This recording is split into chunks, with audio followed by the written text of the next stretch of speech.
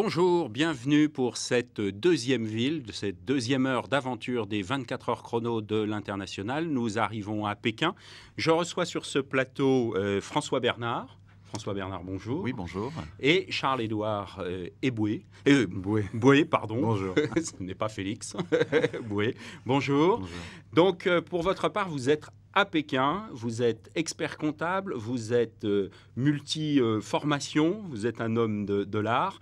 Vous pouvez nous en dire un peu plus ? Bah oui, je suis effectivement de base expert comptable et comme tout expert comptable, on a une formation assez large, que ce soit en finance, en droit, en des affaires, en économie. Et donc expatrié à Pékin depuis 2006, après une expérience riche dans un certain nombre de groupes, taille moyenne, développement international. Je suis aujourd'hui un jeune entrepreneur depuis le début de l'année 2009. Voilà. D'accord, dans l'expertise comptable. Tout à fait, avec dans tout ce qui est finance. On en reparlera tout à l'heure, mais avec un partenariat avec un cabinet Alors, chinois. d'une part, j'ai créé ma propre structure de jeune entrepreneur et je suis par ailleurs conseiller senior advisor d'un grand cabinet chinois qui s'ouvre à l'international et que j'ai connu dans une vie précédente. D'accord. Lorsque j'avais une joint venture avec Donc, ce cabinet. Si un jour je fais une émission à Pékin pour parler de la France, je vous inviterai. Avec plaisir. Avec plaisir. Charles-Édouard Boué, donc vous êtes à Shanghai, donc on aura bien évidemment cet échange entre Shanghai et Pékin sur le plateau. Donc vous, votre activité plus particulièrement? Moi, je suis consultant en stratégie, je dirige les activités du cabinet de stratégie Roland Berger sur la Grande Chine. C'est à peu près 250 consultants, principalement chinois et avec une clientèle aux 2 tiers chinoise. Et je suis une journée par semaine à Pékin parce que Pékin est une ville extrêmement importante en Chine. En Chine, tout à fait. Très bien, messieurs, merci. On va aller interroger Bertrand Régnier, associé de Ernst & Young. Bertrand, quid de la présence économique française à Pékin? Bonjour depuis Pékin. Alors par rapport à la présence française à Pékin et la présence économique à Pékin, il est très clair que Pékin n'est pas le premier bassin d'investissement pour les entreprises françaises. Shanghai est très nettement en tête. Néanmoins, il est important pour les entreprises françaises de se trouver à Pékin, notamment lorsqu'elles évoluent dans le secteur du transport, de l'énergie ou alors de l'environnement, puisque le pouvoir politique se trouve à Pékin. Et pour les entreprises de ce type, il est très très important d'être proche de ce pouvoir, puisque c'est le pouvoir, le gouvernement qui va prendre les décisions. Et le réseautage avec les membres de ce gouvernement, les personnes qui prennent les bonnes décisions, est primordial. Très bien, de retour sur ce plateau. Charles-Édouard Boué, une réaction? Tout à fait d'accord. En fait, je passe une journée par semaine à Pékin parce que c'est là que ça se passe. Nos clientèles chinoises, nos clientèles françaises, la compréhension du rôle du gouvernement qui, à travers les différents plans, à travers les différentes activités, est extrêmement importante. Donc, il faut être sur place aussi à Pékin. Il faut être sur place à Pékin. Maintenant, c'est quoi la grande différence de business entre Shanghai et Pékin, même si les deux villes ont leur importance dans vos propres business? J'ai tendance à dire que Shanghai ressemble à New York tel qu'on pourrait l'imaginer au moment de la révolution industrielle américaine. Et Pékin ressemble plus à Paris ou à une grande capitale, c'est la capitale. Oui. Donc c'est un univers qui est peut-être plus de profondeur et qui est moins dans le trading. Donc si on s'installe à Pékin, on ne peut pas faire l'impasse sur Shanghai et inversement. Quand on s'installe en Chine, on décide que tous les matins, on prendra un avion pour une ville différente, dont Shanghai et Pékin. D'accord, donc vous êtes toujours entre deux vols, François? Toujours entre deux vols. Personnellement, entre Pékin et Shanghai. Donc Charles-Édouard vient à Pékin, moi je vais à Shanghai. Un point également que je notais dans l'intervention, le fait qu'on soit à Pékin a également une autre dimension aujourd'hui, puisque c'est de Pékin qu'on va un petit peu rayonner sur la Chine du Nord-Est, avec tous les développements, une partie de l'industrie automobile, que ce soit Changchun, que ce soit Harbin, que ce soit... Et le climat d'investissement actuellement à Pékin est plutôt toujours aussi favorable? Le climat d'investissement, ce qu'il faut bien voir, c'est qu'il y a 2 Pékins. Vous avez le Pékin de l'Ouest, c'est la finance, et vous avez le Pékin de l'Est, c'est plus particulièrement l'industrie, le conseil, les services. Le climat est relativement positif. Je veux dire, récemment, j'ai assisté à une réunion, une réunion Europe-Chine sur les développements. Clairement, le climat des affaires, même si on peut se faire l'écho de certaines difficultés, est quand même, je considère, plutôt favorable. On va aller voir Thierry Consigny, conseiller AFE. Thierry, que dire du climat d'investissement en Chine, justement? Le ministre Xavier Bertrand était en Chine il y a quelques semaines et nous avons fait donc de grands projets dans cette direction, sachant qu'après les Allemands ou les Belges, il y a déjà d'autres accords qui ont été signés et que nous avons déjà de bons exemples à négocier maintenant avec la République populaire de Chine. Lorsque vous êtes en Chine et en particulier à Pékin, tout le monde s'accorde pour dire qu'on a l'impression toutes les semaines de vivre des moments historiques. Pour l'instant, bien sûr, des inégalités qui se creusent peut-être entre les classes moyennes et les classes bourgeoises et la nomenclatura et tout ce qui est bien sûr l'appareil à la fois militaire et gouvernemental chinois, mais en tout cas un pays en essor et vraiment l'impression de vivre des moments historiques et d'être dans un pays où tout le monde travaille un objectif commun qui est vraiment de conforter la Chine en tant que deuxième économie mondiale.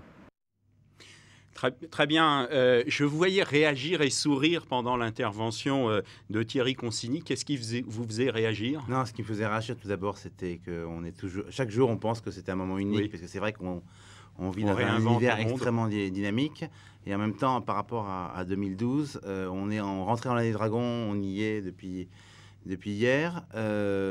On sait qu'on a un changement de pouvoir, une passation en octobre et en février de l'année prochaine. Et on sait aussi que chaque passation de pouvoir dans l'histoire de la Chine s'est bien passée. Donc, quelque part, moi, je suis assez optimiste en général. Serein. Assez serein. François, je partage cet avis. D'accord. Je partage cet avis. Aujourd'hui, je dirais que les Chinois se serrent les coudes et cherchent à trouver des solutions. Quand on voit un peu les remous dans le monde en particulier, et puis avec leurs partenaires, ne serait-ce que l'Europe. Je veux dire, donc, je partage l'avis de Charles-Édouard sur ce point-là. Pour les entrepreneurs français qui nous regardent, je vais revenir un peu sur ce duel Pékin-Shanghai, qui est un duel sympathique tout de même. Une première implantation, vous conseilleriez quoi? Oui, je sais commencer. Shanghai est beaucoup plus facile pour s'implanter pour un étranger à titre personnel, parce que l'environnement qui va vous être donné plus international, et vous permet de vous sentir un peu chez vous. Moi, je ferai un pas en arrière. Je dirais que avant de s'implanter, il faut d'abord se demander si le business qu'on veut faire fait du sens en Chine, parce qu'aujourd'hui, la concurrence est rude. Et qu'est-ce qui fait du sens en ce moment en Chine? Moi, j'utilise deux mots sur le 12e plan. Alors en anglais, mais je vais traduire, lifestyle and well-being. Donc tout ce qui est autour du style de vie et de l'environnement, la santé, c'est exactement les univers où le 12e plan va investir. D'accord.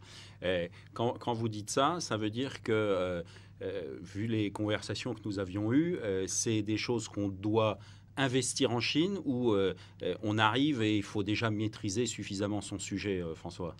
Il faut investir. De toute façon, la Chine nécessite des investissements. Si on n'est pas prêt à investir, ce n'est pas la peine d'aller en Chine. Il s'agit ensuite de bien trouver les secteurs dans lesquels on peut faire quelque chose. Et le 12e plan a défini les priorités. C'est le développement de la consommation. C'est effectivement, je dirais, la consommation. C'est les automobiles, c'est le luxe, c'est les arts de la table, c'est le vin qui est un succès considérable. La French touch a toujours, tout à fait. Toujours un intérêt. Je la ressens très fort. Je la ressens très fort. On en est même à... des Chinois qui, quand je vais en France, me demandent de leur apporter du camembert. Donc, d'accord. Et des vrais Chinois. Et des vrais Chinois qui veulent du camembert. Voilà, exactement. D'accord. Donc, si on fait du camembert, ça vaut peut-être le coup de se lancer sur le marché chinois. Mais il y a même des fromagers chinois qui se sont spécialisés dans le fromage à la française. En particulier, il y en a un qui s'appelle le fromager de Pékin. D'accord. Et qui a été formé... à cette activité. Cette activité du fromage à la française. Tout à fait. D'accord. Autre opportunité en dehors du fromage, on évoquait la notion de service. C'est très peu développé chez eux et pas toujours bien compris pour l'instant sur la notion de service. Alors, il faut savoir que depuis 2000, 3000 ans, les Chinois sont des commerçants. Donc, ils commercent culturellement, des objets physiques et par grand volume. Et donc, les niveaux de marge unitaires, en pourcentage, sont relativement faibles. Ils sont prêts à accepter un trade pour 0,5% de commission. Donc, quand vous êtes dans l'univers des services, vous allez vendre de la valeur ajoutée, et donc vous allez parler de 50, 60, 70% de marge brute. Et donc, c'est assez difficile culturellement pour appréhender. Pour qu'ils le comprennent. Moi, j'ai un client, pour vous donner une anecdote, un client chinois qui nous a acheté une grosse mission de conseil et qui arrive dans mon bureau. Il me dit, j'ai fait 2 investissements aujourd'hui. L'un, il est en bas, donc on descend, il me montre sa Rolls-Royce. Le deuxième, c'est votre mission. Et il me dit, il y en a un qui est un bon investissement. c'est la Rolls-Royce. Et l'autre, montrez-moi que c'est un bon investissement. D'accord. Voilà pour l'anecdote. C'est très clair. On va aller voir Camille de Guilbon. Camille, quels avantages présente Pékin en termes de business ? Pékin, c'est une zone économique extrêmement vaste en tant que telle, avec notamment la proximité de Tianjin, qui est une ville qu'on appelle souvent le port de Pékin, qui est aussi une zone économique extrêmement vaste. Pékin est souvent considéré comme la tête de pont pour la Chine du Nord et de l'Est, qui contient des villes et des zones économiques très très grosses, comme celle de Changchun notamment, de Shenyang, qui sont en très très fort développement. Et c'est vrai qu'une présence à Pékin permet d'être au cœur d'une zone économique qui va, on va dire, du nord de la Chine et à tout l'est de la Chine, qui est extrêmement significative en termes de taille et en termes de développement aujourd'hui. Très bien. De retour sur ce plateau, une réaction, François Bernard, à cette intervention de Camille de Guilbon ? Tianjin, port de Pékin, et même plus que ça, le trajet par l'Express, c'est une demi-heure entre Pékin et Tianjin. Donc on voit de plus en plus d'expatriés qui habitent à Pékin et qui vont travailler à Tianjin. Qui s'est développé déjà il y a quand même quelques années, la zone économique. Mais le développement réel, effectivement, c'est ces dernières années. Et à Tianjin. À Tianjin. Claire, Tianjin est devenu... Un point de vue sur Tianjin. Tianjin, c'est une ville qui, tous les 2 ans, reçoit le Summer Davos. Donc c'est une ville qui a l'appui du gouvernement central, avec Dalian. Et c'est une ville, comme le dit François, qui est en plein essor. Très bien. Sur un dernier point, sur la partie investissement, et comme vous allez nous quitter dans quelques instants, je vais vous laisser la parole. C'est quoi les derniers conseils, les conseils que vous donneriez à un chef d'entreprise français s'il imagine ce grand marché chinois ? Bon, le premier conseil évident, c'est de se faire bien accompagner, mais ça... c'est mes amis. Donc il prend en contact avec les tous les personnes gens qu'il aura vues dans cette émission. La deuxième, ce que j'ai dit tout au début, c'est la Chine ne vous a pas attendu, donc est-ce que votre projet d'entreprise, est-ce que votre business model correspond à ce dont la Chine a besoin ? Et puis ensuite, c'est un combat de tous les jours. Ça s'apparente à la voile. Les vents changent, etc. Donc il faut être très clair sur ce qu'on veut faire, mais y aller à son rythme. Alors, les vents changent. En même temps, il y a une vraie structure. On parlait du plan tout à l'heure. Alors, c'est toujours assez étonnant. C'est-à-dire que c'est très structuré. Et en même temps, vous dites, ça change souvent. Comment on s'y retrouve dans cette espèce de... Le 12e plan et le gouvernement donnent la direction, donnent le là. Donc, indique ce qui rentre dans le courant de ce qui devrait être fait. Après, opérationnellement, et ça, mes amis et confrères pourront vous le dire, c'est... effectivement un combat tous les jours. Oui, il faut vraiment faire en fonction des vents. J'aime beaucoup la notion de bateau et de voile, parce que j'adore moi-même la voile. Effectivement, quand vous voulez aller à un point, des fois vous êtes obligé de louvoyer pour suivre les vents. Et je partage totalement la vie. Vous pouvez aller vent de face. Vous pouvez progresser vent de face. Charles-Édouard Bouet, merci beaucoup de nous avoir accompagnés. Une petite page de publicité et nous revenons sur ce plateau. À tout de suite.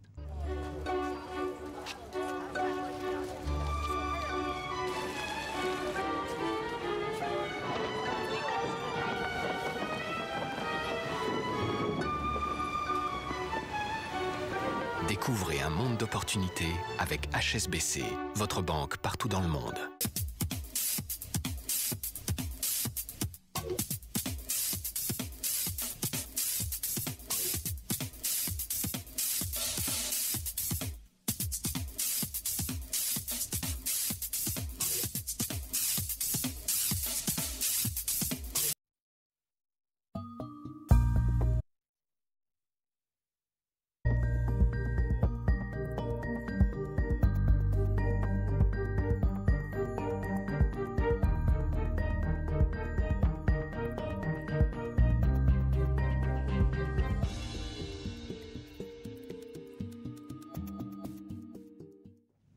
De retour sur ce plateau pour Pékin, nous accueillons Anne Séverin. Anne Séverin, bonjour. Bonjour.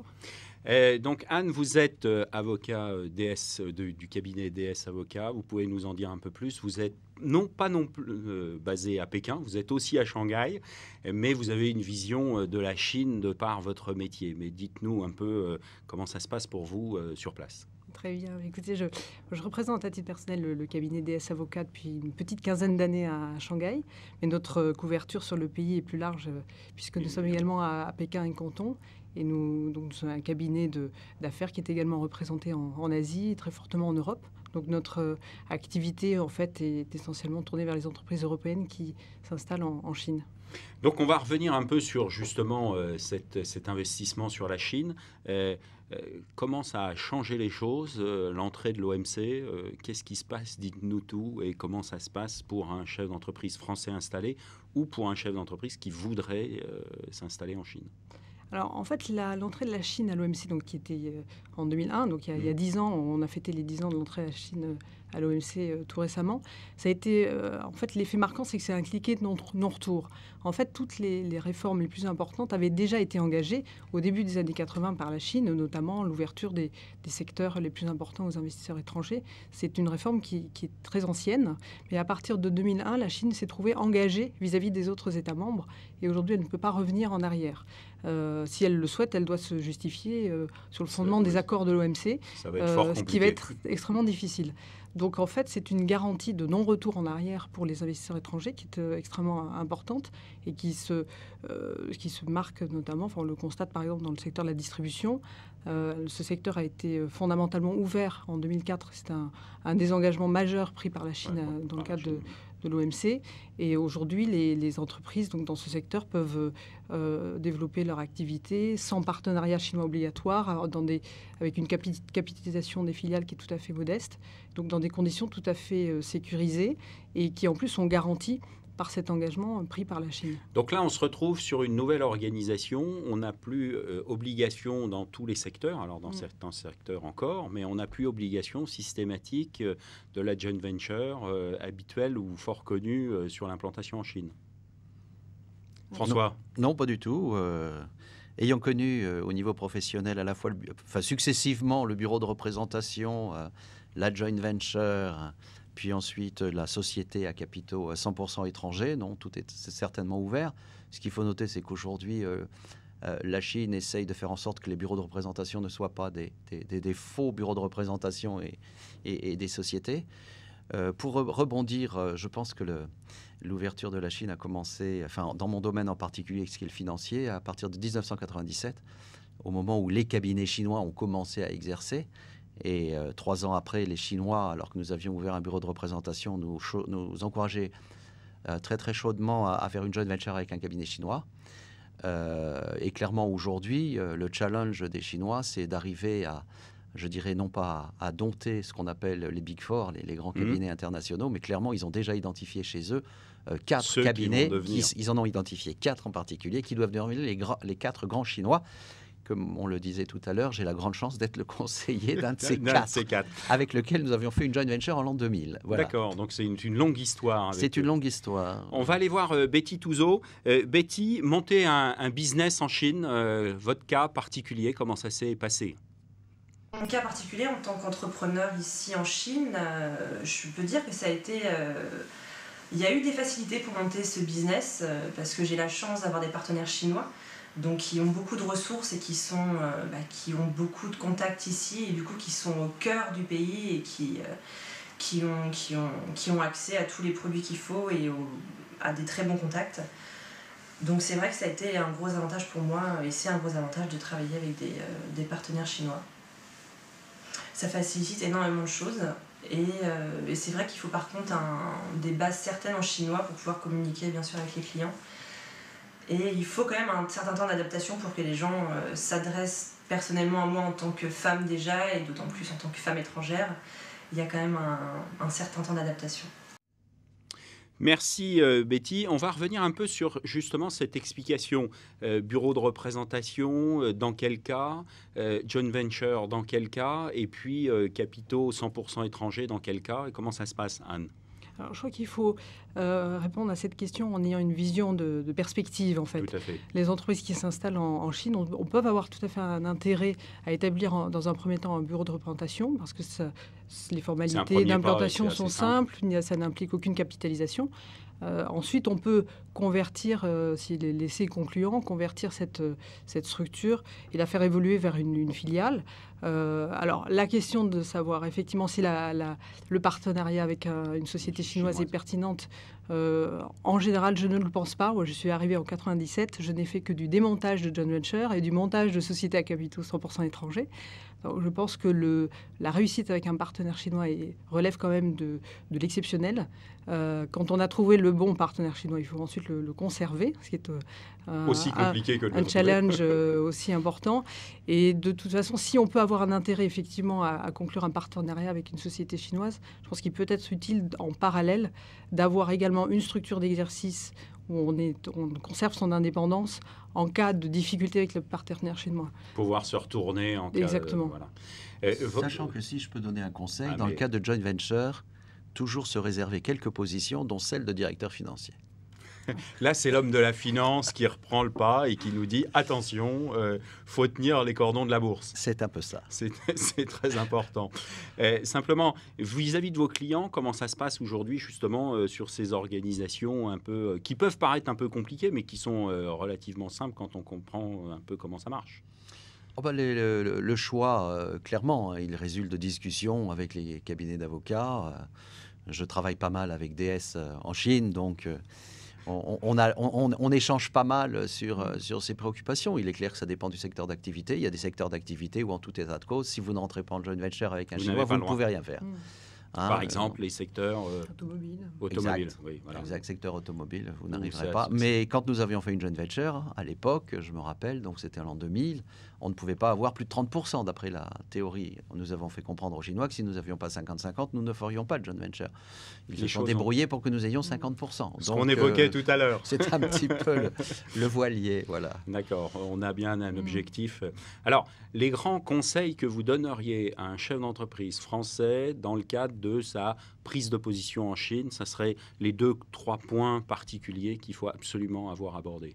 Il faut être préparé à investir beaucoup, pas forcément en termes financiers, mais également en moyens humains, ce qui est une ressource qui n'est pas forcément toujours très disponible, et qui est un investissement qui n'est pas toujours très bien envisagé. Il faut beaucoup de présence, beaucoup d'accompagnement sur place pour pouvoir réussir. Il faut être prêt à être préparé au changement, il faut être extrêmement réactif et ne pas prendre de positions qui soient des positions figées. Il faut être prêt à être réactif parce que la réglementation évolue beaucoup et il faut être prêt à faire des investissements. On parlait de faire des usines jetables, c'est-à-dire être capable de ne pas trop investir pour pouvoir se repositionner très rapidement en fonction de l'évolution de la réglementation, en fonction des opportunités qui sont à saisir et dans un environnement où les partenaires chinois et les entreprises chinoises qui sont nos concurrents sur le marché sont extrêmement souples et flexibles. Anne Sevrin, merci. On se retrouve tout à l'heure en fin d'émission. Une petite page de pub et on va parler interculturel, justement.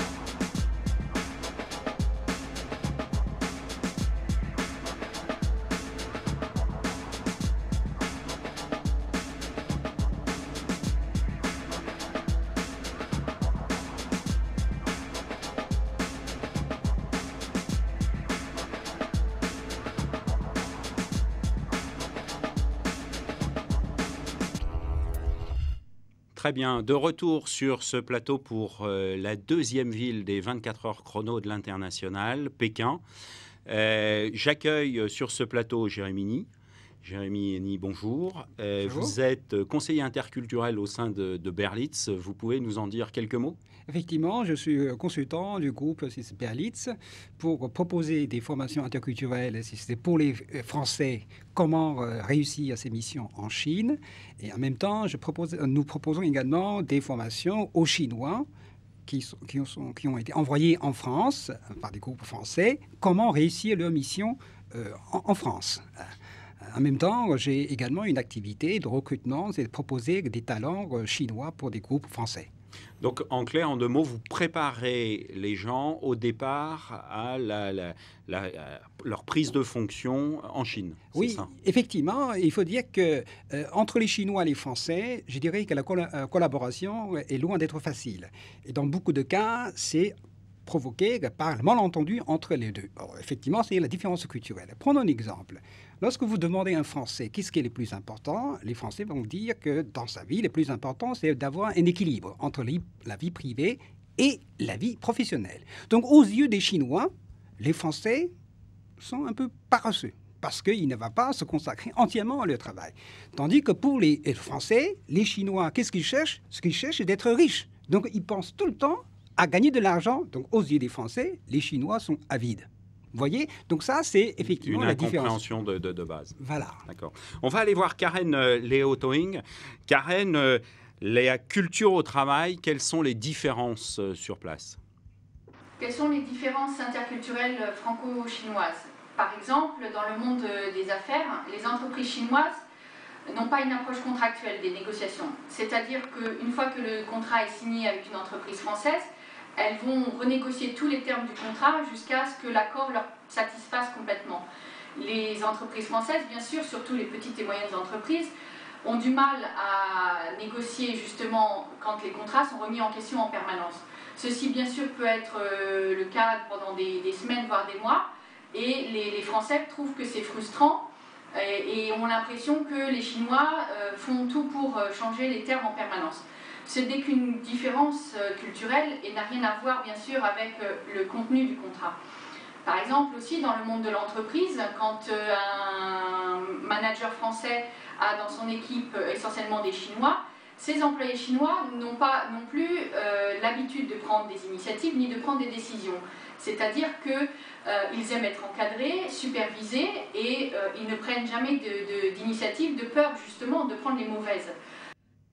De retour sur ce plateau, une réaction, l'interculturel, le management interculturel. Oui, effectivement, je voudrais bien rebondir sur le sujet de management de contrat. Je pense que sur ce plan-là, il y a 2 choses à soulever. La première chose, c'est qu'en Europe, on est habitué à ce système, je dirais, contractuel. C'est depuis des années. Et les Chinois sont tout au début de vivre ce système. Donc les Chinois ne sont pas tout à fait habitués à faire des affaires en fonction des contrat. Donc, je pense que c'est plutôt l'expérience, premièrement. Deuxièmement, ce qui est important, c'est de souligner, c'est que l'économie chinoise explose. Et chaque année, c'est que 15%, 10% de croissance. Tandis qu'en Europe, souvent, c'est 2%, 3%. Donc, pour beaucoup de Chinois, il va falloir s'adapter sans arrêt à cette explosion du marché. Et les Européens ne sont pas habitués à ce genre de situation. Donc, je pense quelque part, il y a également des malentendus quelque part. Très bien. Un point de vue sur justement cette notion d'interculturel au quotidien, François Bernard. Tout à fait.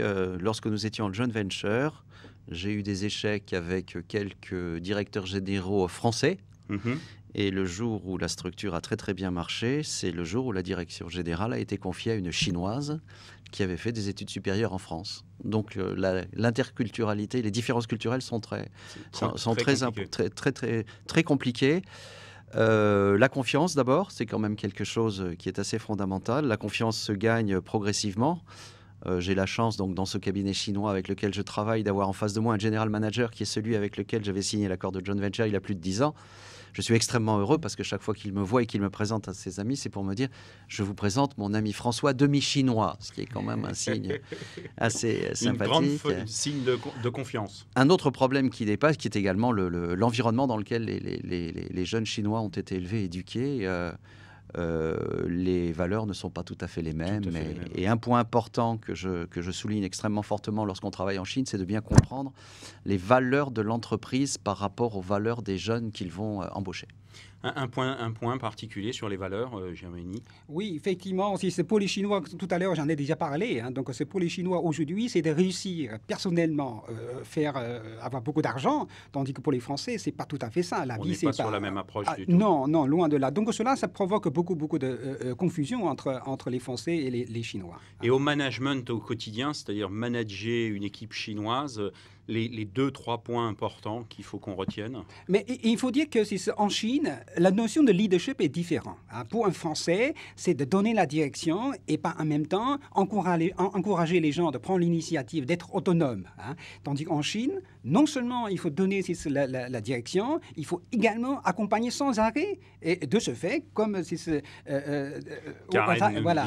été indiqué, c'est que les Chinois ne sont pas habitués à prendre l'initiative, si vous voulez, d'être autonomes. Donc c'est très frustrant pour beaucoup de managers français. Hein. Il y a une autre chose très importante à souligner, c'est qu'en Chine, en tant que manager, il va falloir également afficher constamment l'affection personnelle. Tandis qu'en France, il y a séparation entre la vie privée et la vie professionnelle. Et c'est pourquoi beaucoup de Chinois considèrent les Français un peu distants, un peu arrogants. Vous voyez, c'est encore un problème interculturel. Jérémie, merci beaucoup. Une petite page de publicité. On se retrouve dans quelques instants. Expatriés, exportateurs, DRH, votre télé enfin sur le net. Reportages, conseils, dossiers experts, dossiers pays, actualités sur news21.tv. Expatriés, exportateurs, DRH, connectez-vous sur news21.tv. Maintenant, vous pouvez voir votre interlocuteur même si des milliers de kilomètres vous séparent. Avec les conversations vidéo HD, aucun sourire, signe ou clin d'œil ne vous échappe. Plus besoin d'émoticônes. Avec Messenger 2011, vous n'avez jamais aussi bien gardé le contact.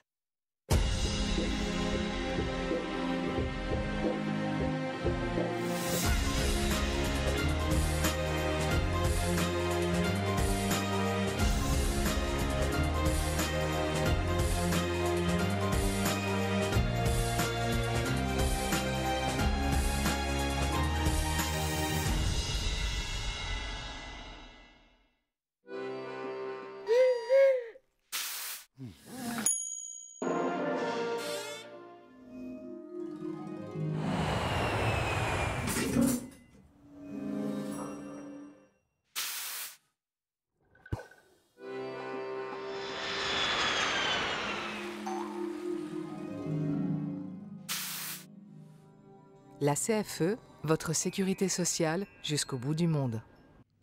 De retour sur les 24 heures chrono, Pékin, deuxième ville de ce tour du monde. Je reçois sur ce plateau Sylvain Charpilienne, bonjour. Bonjour. Bonjour, et je reçois Jacqueline Ami-Sultan. Bonjour. Docteur Jacqueline Ami-Sultan. Donc docteur, donc vous vous occupez bien évidemment de santé. Quelques mots déjà sur votre activité sur place et plutôt à Paris, enfin en France, dans l'aide à l'expatriation. Tout à fait. Donc, je suis médecin généraliste, médecin des voyages. Donc, nous recevons des patients pour des bilans de santé et plus particulièrement des patients expatriés qui souhaitent être justement se déplacer à l'intérieur de la Chine. Nous recevons toutes les localisations, que ce soit Shanghai, Pékin, voire même du côté de Hong Kong. Donc, c'est vraiment une activité variable au sein de la Chine. Donc, comment on prépare son expatriation vers la Chine médicalement parlant?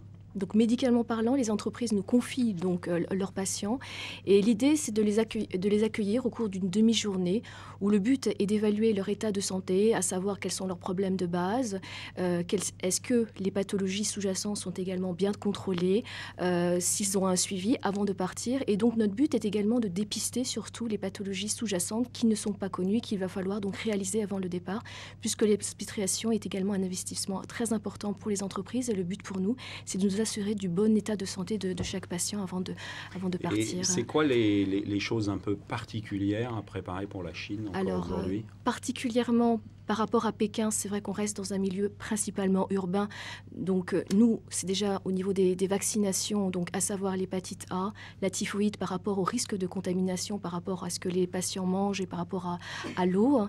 On vaccine également les patients contre l'hépatite B, plus par rapport au risque de transmission sanguine, puisque les patients sont à même d'avoir des traumatismes et donc une contamination possible via les soins médicaux qu'il peut avoir sur place.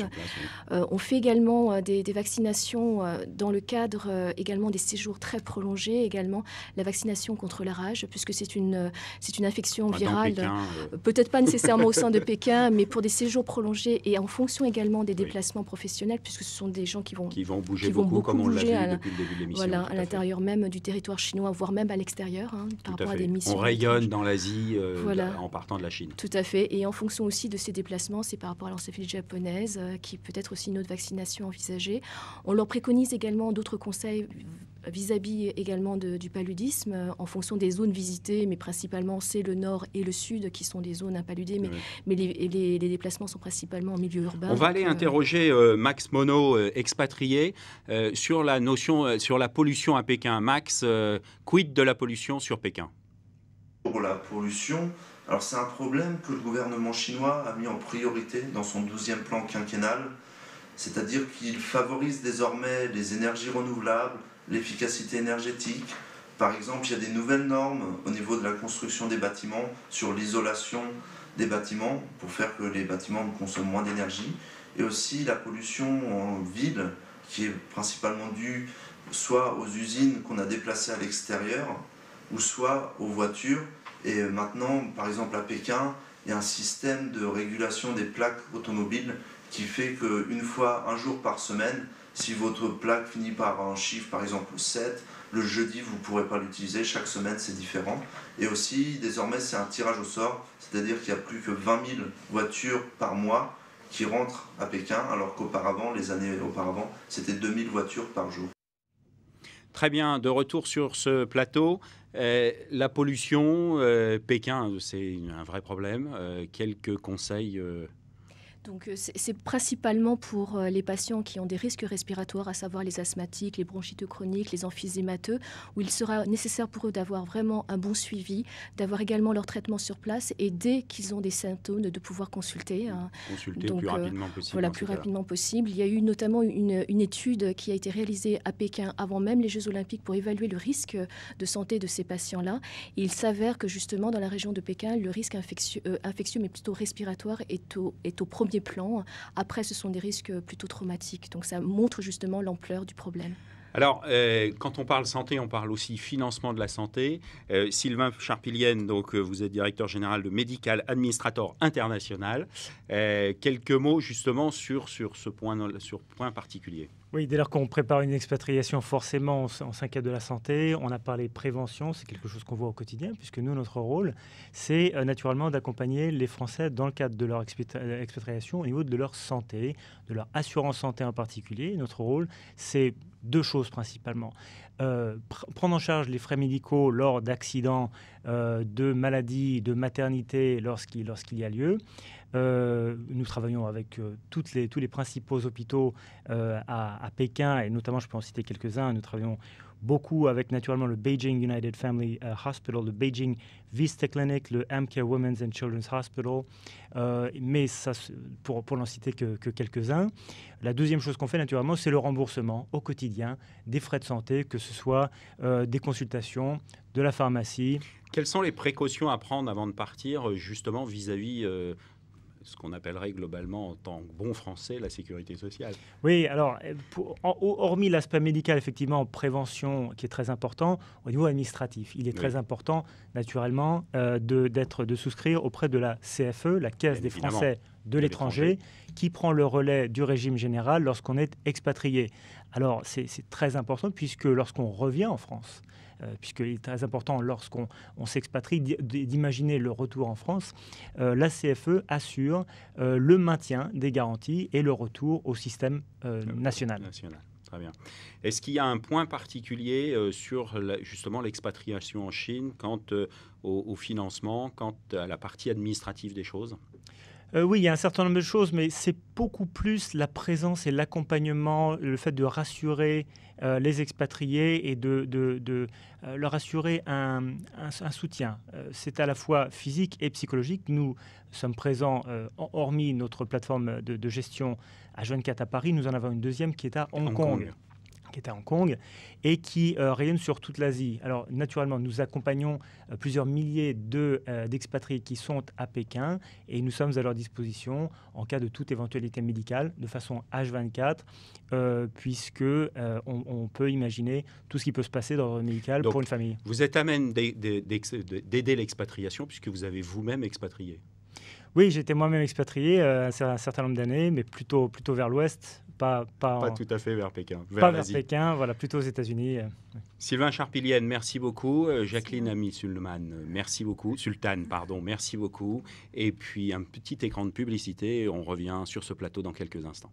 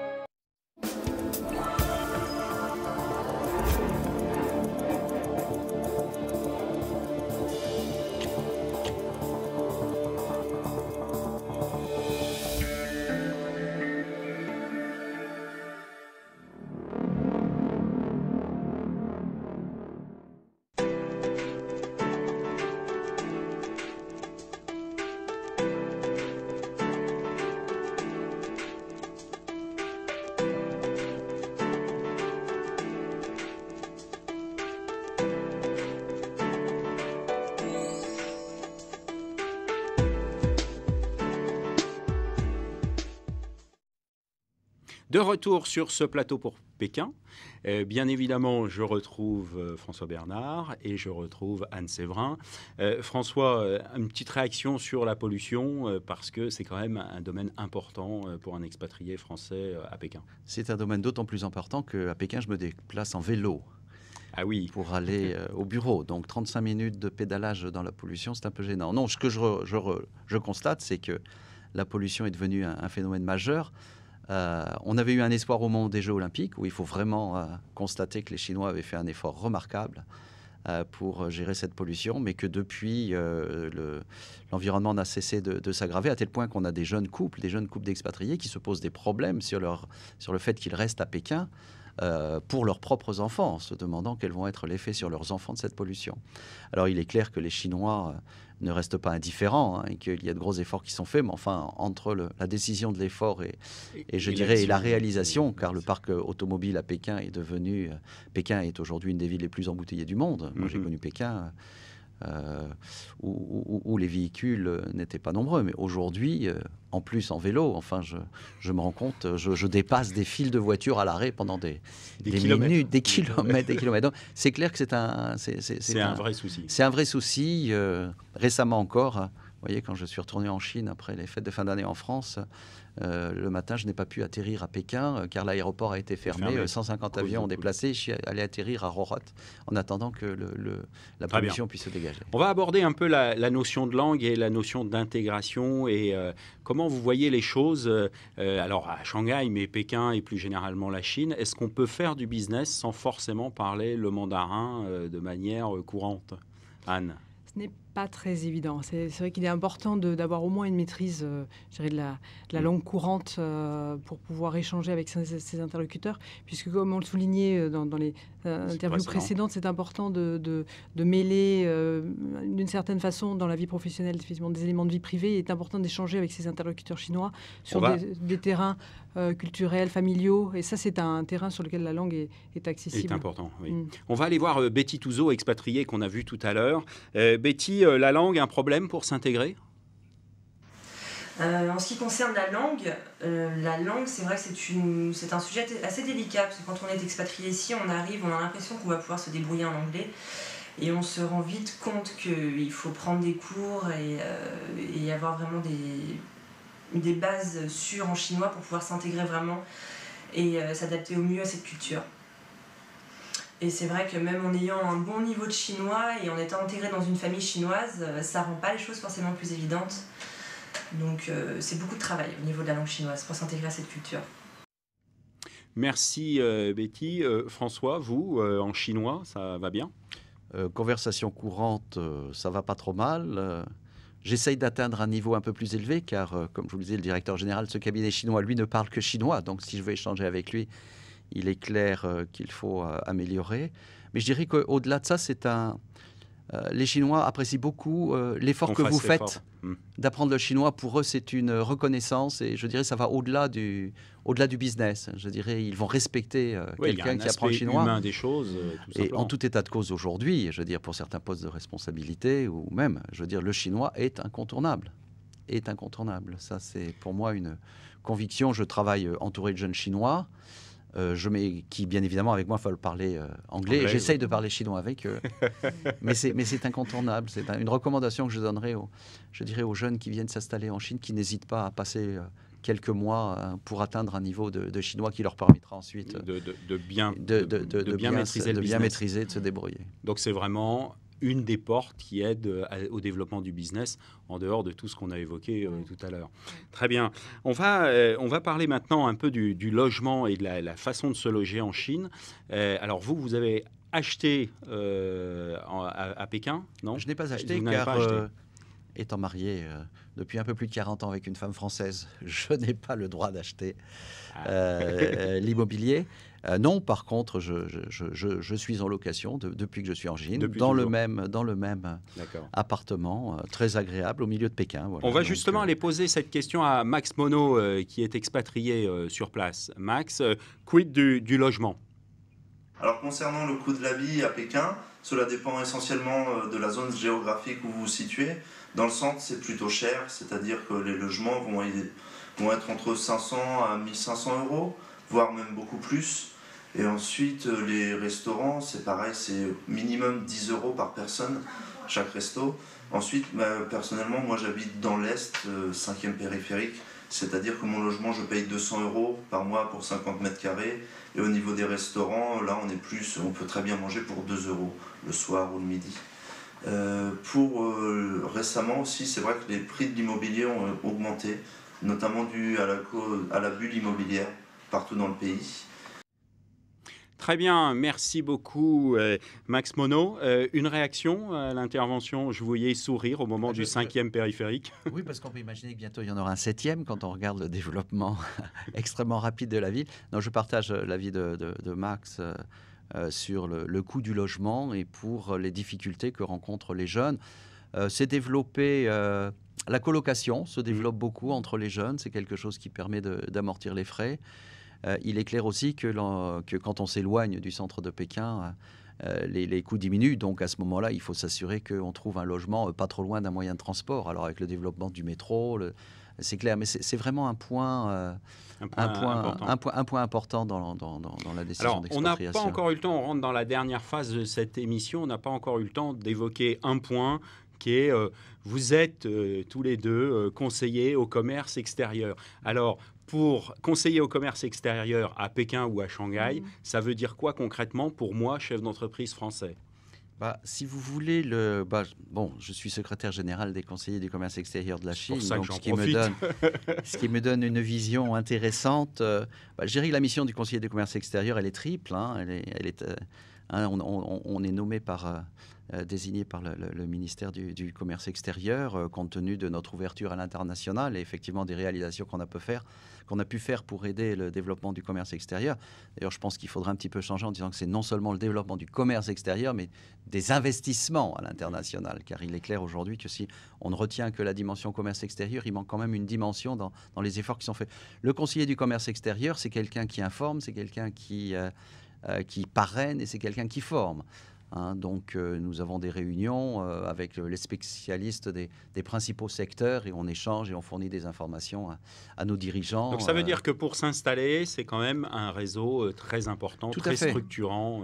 Tout à fait. On ne l'a pas assez dit, peut-être, excusez-moi, on ne l'a pas assez dit, mais il y a quand même un certain nombre d'organismes en France qui essayent de se coordonner. On peut faire des progrès et j'espère qu'on va les faire. Mais que ce soit Ubifrance, que ce soit Oseo au niveau des financements, que ce soit les chambres de commerce, il y a quand même une prise de conscience de l'importance de tous ces acteurs dans l'aide au développement international et la nécessité pour ces secteurs de jouer, je dirais, le même match.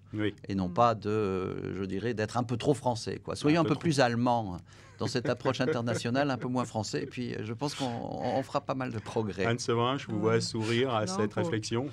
Je pense qui est déterminant, c'est le partage d'expérience, notamment sur un terrain de jeu qui est le terrain chinois, qui est un terrain de jeu très particulier, qui nous reste très étranger. Partager des expériences, notamment au travers de la diversité des secteurs qui sont représentés autour de la table de ces réunions des conseillers du commerce extérieur, au travers de la diversité des tailles des entreprises qui sont représentées, parce que ce n'est pas un cercle réservé à des grands groupes. Il y a des entreprises tout à fait modestes qui sont présentes.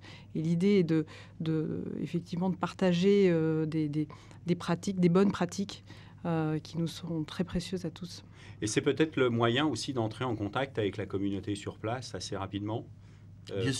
Bien sûr. Et je signale une initiative qui a été prise en Chine avec la Jeune Chambre économique. Il existe 2 fois par an, au moins, à Pékin et à Shanghai, un forum qui s'appelle le Forum Travailler Ensemble, donc qui réunit donc les conseillers du commerce extérieur, la Chambre économique, la Chambre de commerce, Ubifrance, qui est justement pour objectif de réunir à la fois des grands groupes et des petites structures en voie de développement, à la limite, qui peuvent aller jusqu'à des discussions business pour justement travailler ensemble. Donc ça, c'est quand même un point extrêmement positif. Et cette communauté, elle est réellement active à Pékin ? Alors à Pékin, je laisserai Anne parler de Shanghai. À Pékin, elle est très active. Elle est très active, d'autant plus qu'à Pékin, la communauté française s'est plutôt localisée à l'est de Pékin, donc qui facilite les échanges. Oui. Vous êtes rassemblés un peu dans le même... On est un petit peu rassemblés. On est on n'est pas très loin de l'ambassade de France, le lycée français. Donc c'est clair que la communauté française est assez... Et puis vous avez des tas de groupes... qui travaillent ensemble. François Bernard, merci beaucoup de nous avoir accompagnés sur toute cette émission. Anne Sevrin, merci aussi. On a eu un bel ensemble sur Pékin. On n'a pas oublié Shanghai. On a bien évidemment parlé de l'ensemble de la Chine. Maintenant, on va pouvoir partir sur une 3e aventure, une 3e ville des 24 heures chrono de l'international. Nous partons maintenant plus dans le froid. Nous partons maintenant pour la Russie et pour Moscou. Merci beaucoup et à bientôt. Moi, je vous retrouve dans 2 heures. À tout de suite.